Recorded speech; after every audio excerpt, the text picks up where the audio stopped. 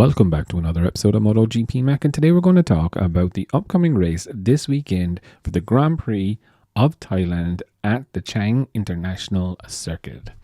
Now, before we get into it, here is the schedule for Friday.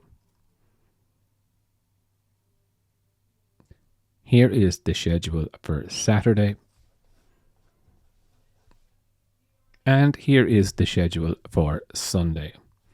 Now, when we look at this race, we're definitely going to go with the top four. And, when you look at what happened last weekend, did Marc Marquez help Pecco by passing Jorge Martin? I don't really think he did it to help Pecco. I think he did it because he wanted to win the race. But, the gap is currently sitting at 20 points between first and second. And, realistically, it is a weekend that the Emperor must strike back. If Pecco doesn't beat Martin this weekend, I would think the championship then is well and truly over for Pecco, barring a major incident with Jorge Martin.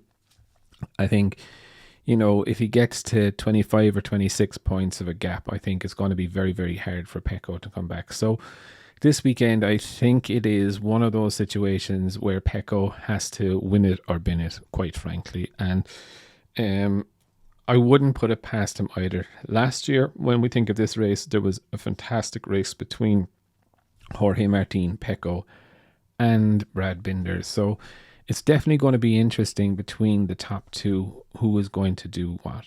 Marc Marquez, fresh off the win in Phillip Island, going to be full of confidence.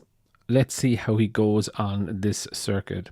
Bastianini, he's in a similar case, in my view, as Pecco. He has to strike back at Marc Marquez this weekend.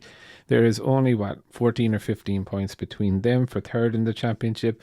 So he definitely needs to put in a good race weekend. Brad Binder, again, look, he's fifth overall in the championship. Top rider besides a Ducati. So, look, he just needs to have a good, solid weekend.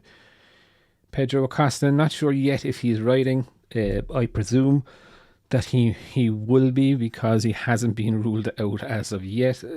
But, he is keeping Brad Binder also very honest with, I think there's 11 points between them. Maverick Vinales, how is he going to be? He seemed fairly in good condition in Sunday's race. So I think he should go okay. But again, it's that Maverick factor, what Maverick is going to turn up. Franco Morbidelli, let's see where we have the aggressive Franco Morbidelli coming up. It will be interesting to see what happens with Franco this weekend. Fabio Di Giannantonio going into his last race of the season. As we know, he is taking the last two races off to have shoulder surgery. Aleix Espargaro, again, very similar to Maverick Vinales. What Aleix is going to turn up this weekend? Is he going to risk it for a biscuit, or is he just going to accept the lower down places? Marco Bezzecchi, again, how is he going to go? You just don't know with Bezzecchi either. He's not like Maverick. He's always going to give it 110%, but if he's not getting it, he's not getting it. He had a fairly good race weekend last weekend, so it will be interesting to see how he goes here this weekend. Alex Marquez definitely needs a good race, and I'm not being mean or criticizing him, but he does need to have a good enough race. He is the bottom Ducati really now, so needs to kind of pull his socks up a small bit. Fabio Quartararo, how's the Yamaha going to go? Again, it's a lot of unanswered questions. Jack Miller, again, he'll fly at the start and then he'll lose pace again. But saying that, gotta love Jack for trying. Miguel Oliveira will not be there. Raul Fernandez, will he run wings? Will he not run wings? I thought it was an interesting thing. A lot of feedback on saying it was a good move. For me, it's a worrying move that they're not really sure what way to go or what impact the wings are having. Now, saying that, I wouldn't take what Raul finishing 3 seconds behind Mav was, because Mav was not pushing to 100% all race with the crash on Saturday. Johan Zarco, Hondas, I just don't know where they're going to go.